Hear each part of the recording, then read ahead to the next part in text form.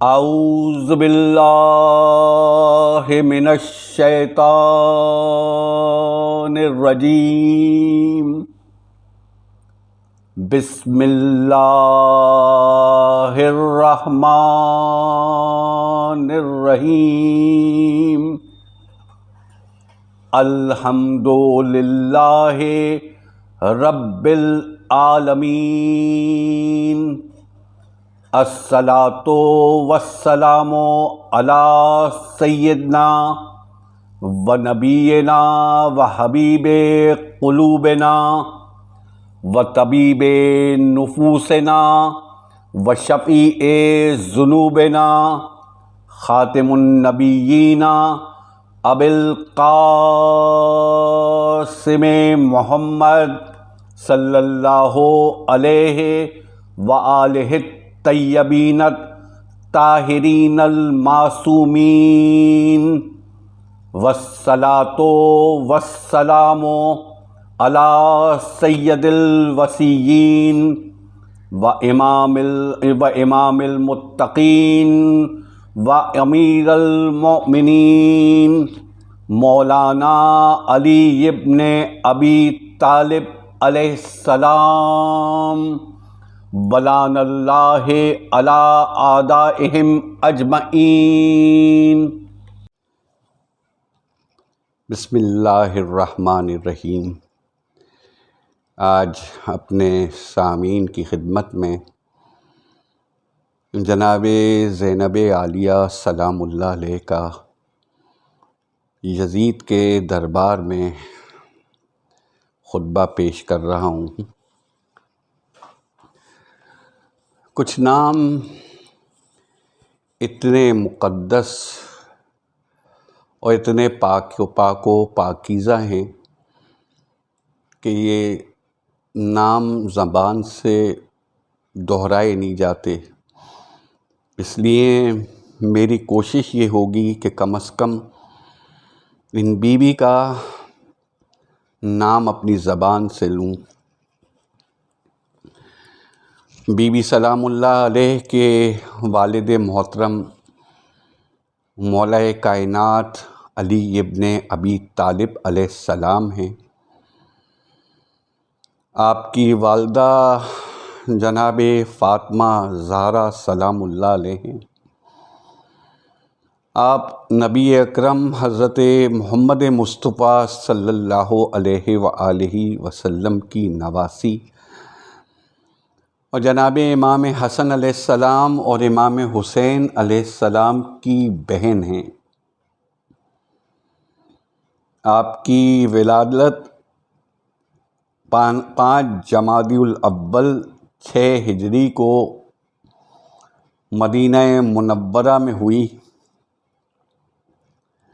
آپ کا نام رسول خدا صلی اللہ علیہ وآلہ وسلم نے رکھا۔ آپ سلام اللہ علیہ نے جناب رسول خدا صلی اللہ علیہ وآلہ وسلم اور امیر المومنین جناب علی ابن ابی طالب علیہ السلام اور جناب فاطمہ زہرا سلام اللہ علیہ سے تربیت حاصل کی۔ آپ کی شادی حضرت عبداللہ بن جعفر طیار سے ہوئی۔ جب امام حسین علیہ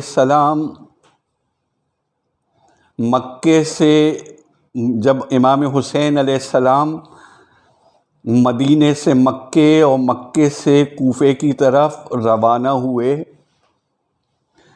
تو آپ سلام اللہ علیہ نے امام حسین علیہ السلام کو تنہا نہ چھوڑا، بلکہ عبداللہ بن جعفر طیار علیہ السلام کے حکم پر آپ کے ساتھ چلیں۔ کربلا کے میدان میں آپ سلام اللہ علیہ نے اپنے 2 فرزندان یعنی اون علیہ السلام و محمد علیہ السلام کو دین الہی کی حفاظت کی خاطر قربان کر دیا، اور کربلا کے بعد امام حسین علیہ السلام کی وصیت کے مطابق ان کے پیغام کو نشر کیا اور کوفہ اور شام کے دربار میں انقلاب برپا کیا۔ جناب زینب سلام اللہ علیہ کے دوش پر بہت بڑی ذمہ داری تھی۔ شمع امامت کی حفاظت، یتیموں کی دلجوئی اور مقصد امام حسین علیہ السلام کو پہنچانا۔ آپ نے ان تمام ذمہ داریوں کو اچھی طرح سے انجام دیا۔ جناب زینب عالیہ سلام اللہ علیہ اور امام سجاد علیہ السلام کی قیادت میں خود کے کربلا کے خطبوں اور تقریروں سے جہاد نہ کیا ہوتا تو سرزمین کربلا پر بہنے والا شہدائے رائے حق کا خون رائیگاں چلا جاتا۔ آپ کے خطروں، آپ علیہ السلام کے خطبوں سے یزید کو یہ خطرہ پیدا ہو گیا کہ کہیں انقلاب نہ آ جائے، لہٰذا مجبور ہو کر اہل بیت علیہ السلام کو اسے آزاد کرنا پڑا۔ جناب زینب عالیہ سلام اللہ علیہ نے دمشق میں سب سے پہلے مجلس کا اہتمام کیا اور اہل شام کے سامنے امام مظلوم کے مصائب بیان کیے اور امام حسین علیہ السلام کے مقصد کو آگے بڑھایا۔ مدینہ واپس آنے کے بعد بھی آپ سلام اللہ علیہ نے امام حسین کے مصائب اور ان کے ہدف کو آگے بڑھانے کے لیے خطبات دیے۔ امام حسین علیہ السلام کی شہادت کے بعد اپنے مظلوم شوہر عبداللہ بن جعفر طیار کے ساتھ شام کے ایک سفر میں 15 رجب کو جناب زینب عالیہ نے اس دنیا کو رخصت کیا۔ آپ کا روضہ دمشق سے کچھ کلومیٹر پر واقع ہے۔ یہ علاقہ آج جناب سیدہ جناب زینب عالیہ علیہ السلام کے نام سے مشہور ہے۔ سلام ہو آپ علیہ السلام پر، اے نبیوں کے سردار کی دختر، سلام ہو آپ علیہ السلام پر، اے حوض کوثر اور جھنڈے کے مالک کی دختر، سلام ہو آپ علیہ السلام پر، اے اس ہستی کی دختر جسے معراج کروائی گئی، سلام ہو آپ علیہ السلام پر، اے وصیوں کی سردار کی دختر، سلام ہو آپ علیہ السلام پر، اے پرہیزگاروں کے امام کی دختر، سلام ہو آپ علیہ السلام پر، اے مومنین کے امیر کی دختر، سلام ہو آپ پر، اے مظلوم اور مظلومہ کی دختر، سلام ہو آپ علیہ السلام پر، اے عورتوں کی سردار کی دختر، اے بی بی اے مظلومہ، آپ کو ہمارا سلام۔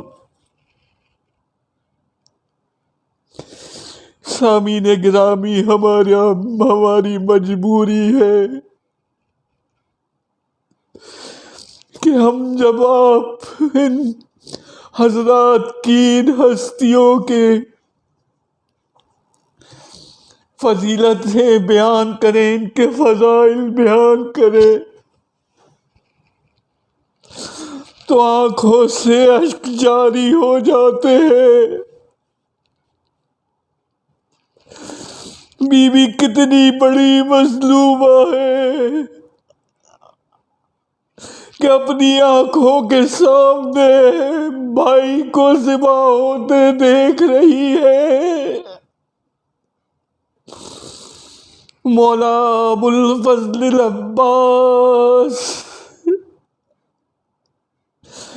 جن کی پرورش آپ بی بی نے کی، اپنے بیٹے کے ہاتھ قلم ہوتے دیکھتی ہے،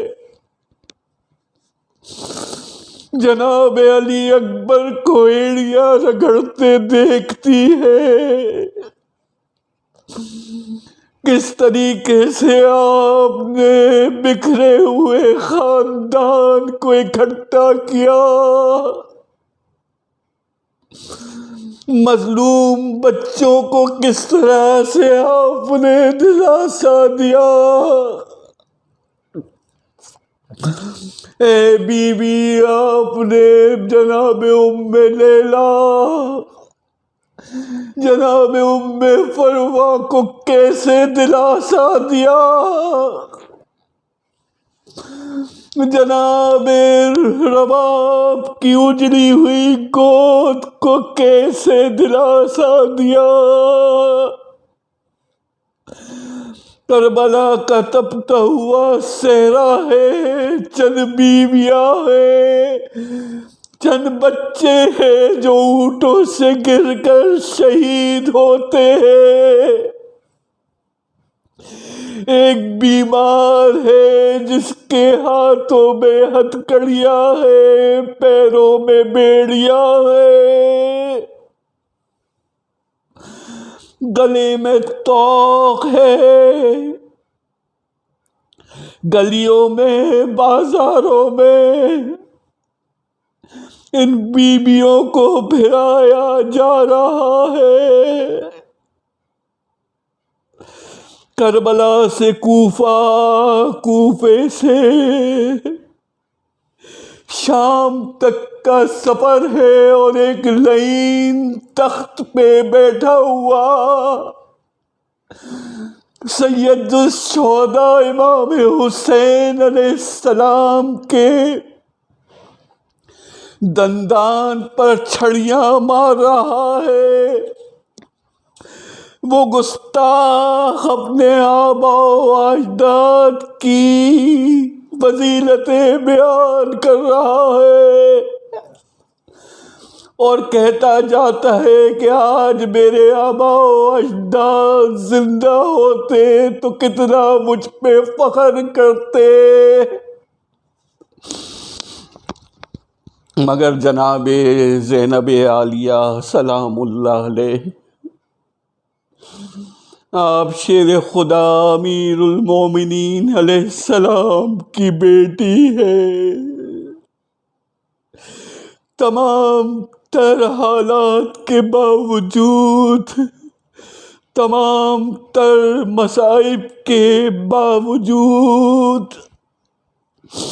آپ ایک بہادر باپ کی بہادر بیٹی ہے۔ اس گستاخ کا جواب آپ نے اس خطبے کے ذریعے پیش کیا،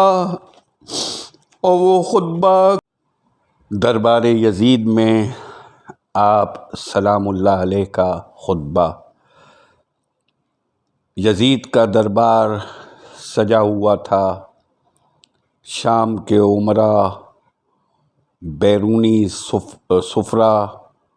اور کچھ غیر مسلم مذہبی نمائندے بھی موجود ہیں۔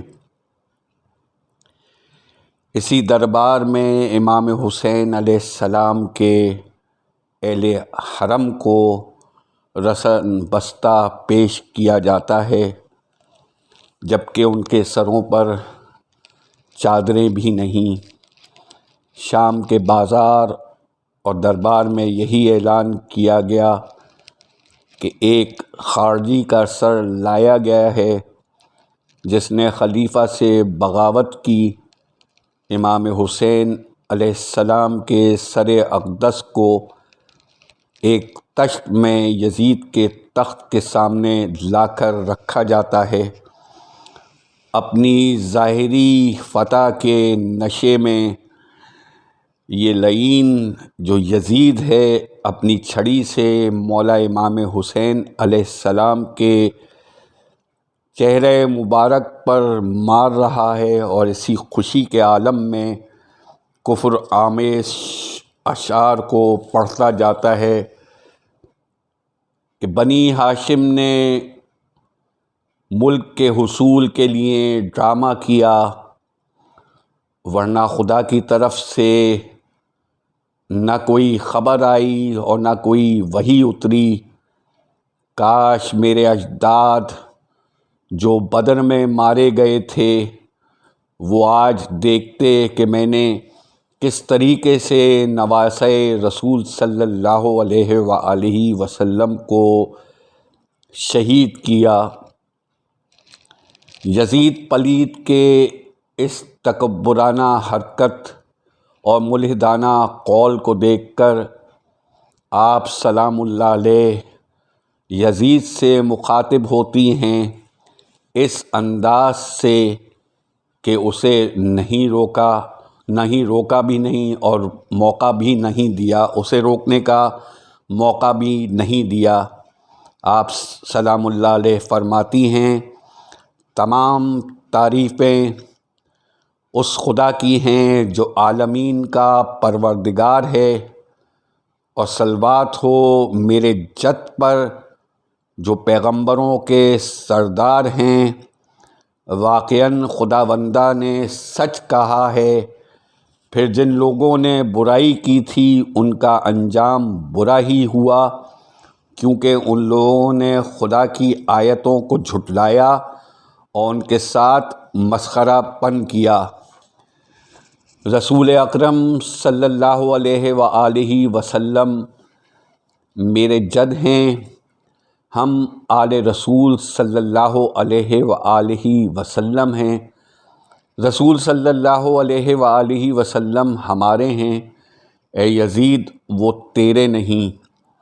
جناب زینب عالیہ سلام اللہ علیہ کو قرآن پر کتنا عبور تھا، اس کا اندازہ آیات کے انتخاب سے ہو سکتا ہے۔ حمد الہی اور رسول صلی اللہ علیہ وآلہ وسلم پر درود کے بعد پہلی ہی آیت بہت ہی مناسب اور یزید پر پوری اترتی نظر آ رہی ہے، یعنی اے یزید تمہارے اشعار سے یہ بات ثابت ہے کہ جو برے اعمال کرتا ہے اس کا انجام وہی ہوتا ہے کہ وہ قرآن کو جھٹلاتا ہے اور آیات الہی کا مذاق اڑاتا ہے۔ آیات الہی سے مراد قرآن بھی ہے اور سر اقدس امام حسین علیہ السلام بھی ہے۔ اے یزید تم سمجھتے ہو کہ چونکہ تم نے دنیا کی وسعتوں کو ہم سے چھین لیا اور آسمان کی بلندیوں کو ہم پر تنگ کر دیا، اور اس کے نتیجے میں ہم اسیروں کی طرح کھینچے گئے، تو اس سے خدا کی نظر میں ہماری ذلت اور تمہاری عزت ہے، اور اس میں تمہارے لیے اس کی نظر میں عظمت ہے، اور اس لیے اپنی ناک چڑھا رہے ہو اور بڑے سرور میں آپے سے باہر ہو رہے ہو۔ یہ سب اس وقت ہو رہا ہے جب تم نے محسوس کیا کہ دنیا تیرے قبضے میں آ چکی ہے اور ملکی معاملات تیرے لیے ہموار ہو چکے ہیں، اور ہماری حکومت صرف تیرے لیے ہے اور ہماری ریاست مکمل طور پر تیری ہو چکی ہے۔ لیکن رکو اور ہوش میں آؤ، کیا تم خدا کے اس قول کو بھول گئے ہو، اور جنہوں نے کفر اختیار کیا وہ ہرگز یہ خیال نہ کریں کہ ہم نے جو ان کو مہلت دے رکھی ہے وہ ان کے حق میں بہتر ہے۔ ہم نے مہلت صرف اس وجہ سے دی ہے تاکہ وہ اور گناہ کر لیں، ان کے گناہوں میں مزید اضافہ ہو، آخر تو ان کے لیے رسوا کرنے والا عذاب ہے۔ جناب بی بی سلام اللہ علیہ نے یزید پلید کو رائج الالقاب سے خطاب نہیں کیا بلکہ صرف اس کے نام سے پکارا ہے۔ یہ خود یزید کے رخسار پر ایک تماچا ہے۔ یزید ہی کے دربار میں اسی کے تخت و تاج اور حکومت کو غاصبانہ قبضہ قرار دیتی ہیں اور اس کی حکومت کو اپنی حکومت کہتی ہیں۔ اے آزاد کردہ غلام کی اولاد، کیا یہ انصاف ہے کہ تو نے اپنے گھر کی خواتین اور کنیزوں کو تو پردے میں رکھا اور نبی خدا صلی اللہ علیہ وآلہ وسلم کی بیٹیوں کو اسیر بنا کر کھینچ رہا ہے؟ تم نے ان کے پردے کو چاک کیا، ان کے چہروں کی نمائش کی، دشمن انہیں ایک شہر سے دوسرے شہر کھینچ رہے ہیں، کارواں سرا اور آبادیوں کے لوگ انہیں دیکھ رہے ہیں، قریب و دور کے لوگ اور شریف و پست لوگ ان کے چہروں کی طرف نظر کر رہے ہیں، اس حال میں کہ ان کے ساتھ نہ ان کے مردوں میں سے کوئی ہے اور نہ ان کے حامیوں میں سے کوئی محافظ ہے۔ اے آزاد کردہ غلام کی اولاد، یزید ہی کے دربار میں شام کے امراء و عوام کے سامنے جناب زینب عالیہ سلام اللہ علیہ نے یزید کے خاندانی پس منظر کو فاش کیا۔ فتح مکہ کے وقت ابو سفیان اور اس کے بیٹے مسلم افواج کی ہیبت کو دیکھ کر اسلام لائے تھے۔ جب بی بی سلام اللہ علیہ کے نانا اگر چاہتے تو اہل مکہ ابو سفیان اور اس کی اولاد کو اپنا ذاتی غلام بنا سکتے تھے، مگر نبی اکرم صلی اللہ علیہ وآلہ وسلم نے رحمت کا مظاہرہ کرتے ہوئے انہیں آزاد کر دیا اور فرمایا کہ جاؤ تم سب آزاد کردہ غلام ہو۔ اس انکشاف سے شامیوں کو پہلی بار معلوم ہوا کہ یزید کے باپ اور دادا رسول اکرم صلی اللہ علیہ وآلہ وسلم کی زندگی کے آخری دور میں مسلمان ہوئے تھے اور وہ نبی صلی اللہ علیہ وآلہ وسلم کے آزاد کردہ غلام تھے۔ تیری اس بے انصافی پر کوئی حیرت نہیں اور نہ تیرے فعل پر کوئی تعجب ہے۔ آخر کیا امید کی جا سکتی ہے اس کی اولاد سے جس نے نیک بندوں کے جگر کو چبایا ہو اور جس کا گوشت شہداء کے خون کے چوسنے سے بنا ہو؟ ایسا شخص جو ہماری طرف نفرت، عداوت، انا و کینہ بھری نظروں سے دیکھتا ہو، وہ ہم اہل بیت علیہ السلام کے بغض کے اظہار میں دیر نہیں کرتا۔ جناب زینب عالیہ سلام اللہ علیہ اب یزید کے تربیتی پس منظر کو پیش کرتی ہیں اور یہ اعلان کرتی ہیں کہ یزید جیسے شخص سے عدل و انصاف کی توقع اس لیے نہیں کی جا سکتی ہے کہ اس کی طینت کی تشکیل میں اس کی دادی کے عناصر موجود ہیں جو انسانیت اور رحم دلی سے عاری ہے۔ جنگ احد کے اس واقعے کی طرف اشارہ کرتی ہیں جس میں یزید کی دادی ہندہ نے جناب امیر حمزہ علیہ السلام کے سینے کو چاک کر کے ان کے جگر کو چبانے کی کوشش کی۔ یزید کی دادی جگر خوار کے لقب سے مشہور ہوئی۔ یزید خوشی کے مارے اپنے مشرک آباء و اجداد کو آواز دیتا ہے کہ اگر وہ اس کی آواز سن سکیں تو وہ شاد ہو جائیں گے اور خوشیاں منائیں گے۔ اس نے امام حسین علیہ السلام جوانان جنت کے سردار کے دندانوں کو نشانہ بنایا، اپنی چھڑی سے ان پر مار رہا تھا جبکہ اس کے چہرے سے سرور نمایاں تھا۔ میں اپنی جان کی قسم کھا رہی ہوں کہ محمد مصطفیٰ صلی اللہ علیہ وآلہ وسلم کی ذریت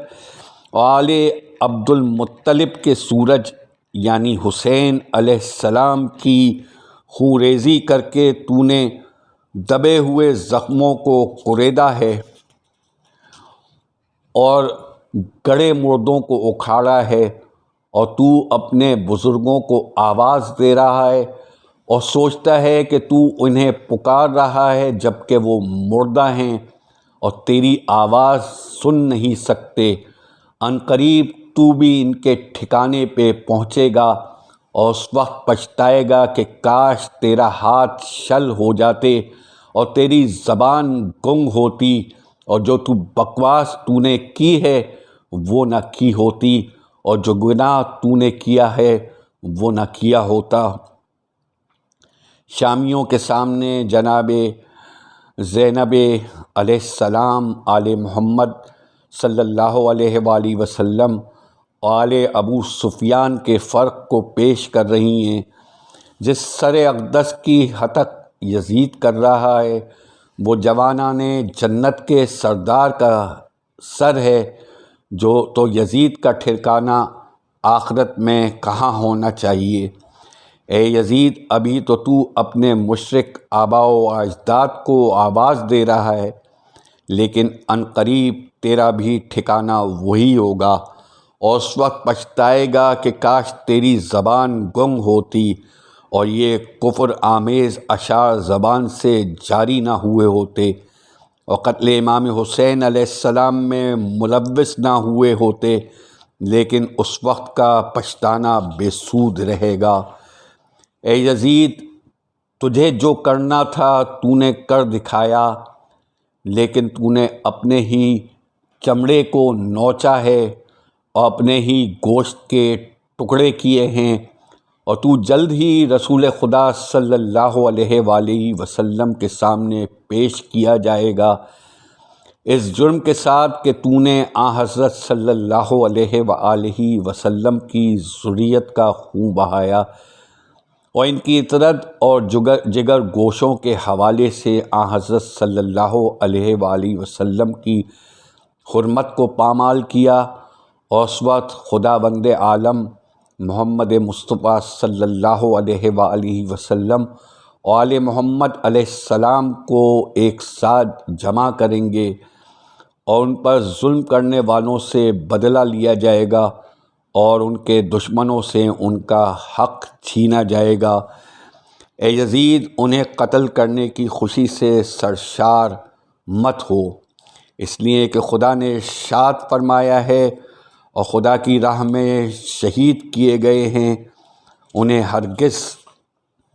مردہ نہ سمجھنا، بلکہ وہ لوگ جیتے جاگتے موجود ہیں، اپنے پروردگار کے ہاں سے اس طرح روزی پاتے ہیں۔ تمہارے لیے اتنا ہی کافی ہے کہ قیامت کے دن خدا قاضی ہوگا، رسول خدا صلی اللہ علیہ وآلہ وسلم تمہارے خلاف مدعی ہوں گے، اور جبرائیل علیہ السلام رسول خدا صلی اللہ علیہ وآلہ وسلم کے گواہ ہوں گے، اور پھر جنہوں نے تمہاری تائید کی انہیں معلوم ہوگا کہ ظالموں سے کتنا برا بدلہ لیا جائے گا اور تم میں سے کون بدترین جگہ کا حقدار ہے اور سب سے زیادہ گمراہ ہے۔ اے یزید، جو بھی تدبیر اپنانا ہے اپنا لے، جتنی کوشش کرنی ہے کر لے اور پوری جد و جہد کر لے، لیکن خدا کی قسم تو ہمارے ذکر و یاد کو نہیں مٹا سکتا، نہ ہماری وحی کو ختم کر سکتا ہے اور نہ تو ہماری بلندیوں کو پہنچ سکتا ہے۔ اگر تو چاہے تب بھی قتل امام حسین علیہ السلام کے دھبے کو اپنے دامن سے دھو نہیں سکتا۔ تیرے ایام زندگی بس محدود اور تیرا شیرازہ بالآخر منتشر ہو جائے گا۔ بے شک ظالموں پر اللہ کی لعنت ہے۔ آپ سلام اللہ علیہ نے یزید کو اسی کے دربار میں للکارا ہے، جو تیرے بس میں ہے کر دیکھ، لیکن تو میرے نانا کے دین کو یا ان پر نازل ہونے والے قرآن کو یا مسلمانوں کے دل سے آل محمد علیہ السلام کی محبت کو مٹا نہیں سکتا۔ پس خداوند عالم کا شکر ہے کہ اس نے ہمارے گزشتگان کو سعادت نصیب فرمائی اور ہماری موجودہ نسل کو شہادت کی توفیق دی۔ ہم خدا سے دعا گو ہیں کہ وہ ان کے ثواب کو پورا فرمائے اور اس میں مزید اضافہ فرمائے اور ہم لوگوں کو ان کے پیچھے وارثین میں سے قرار دے۔ بے شک وہ مہربان اور محبت کرنے والا ہے، یقیناً خدا ہمارے لیے کافی ہے اور بہترین وکیل ہے۔ اس خطبے سے شامیوں کے سامنے آل ابی سفیان کا اصلی چہرہ ابھر کے سامنے آ گیا۔ شام کے مسلمانوں کو چھوڑے دمشق میں مقیم یہودی اور نصارہ اور سلطنت روم کے نمائندوں نے بھی یزید پر تنقید کی کہ تو نے اپنے ہی رسول صلی اللہ علیہ وآلہ وسلم کی پاک آل علیہ السلام کا بھی پاس نہ کیا، ان کے مردوں کو قتل کر دیا اور ان کے اہل حرم کو قید و اسیر بنا لیا۔ پروردگار عالم دشمنان اہل بیت علیہ السلام پر نہ ختم ہونے والی تسلسل کے ساتھ تیری لعنت ہو، ان کے گناہوں میں اضافہ کر دے۔ پروردگار عالم ان پر اپنا قہر نازل کر فرما، انہیں عذاب عطا کر جہنم میں بدترین حصہ ان کے حق میں لکھ دے۔ پروردگار عالم رحمت نازل فرما حضرت محمد مصطفیٰ صلی اللہ علیہ وآلہ وسلم پر، آپ کی پاک آل علیہ السلام اور شہدائے کربلا پر۔ اللہم صلی علی محمد وآل محمد وعجل فرجہم۔ اللہم صلی علی محمد وآل محمد وعجل فرجہم۔ اللہم صلی علی محمد وآل محمد وعجل فرجہم۔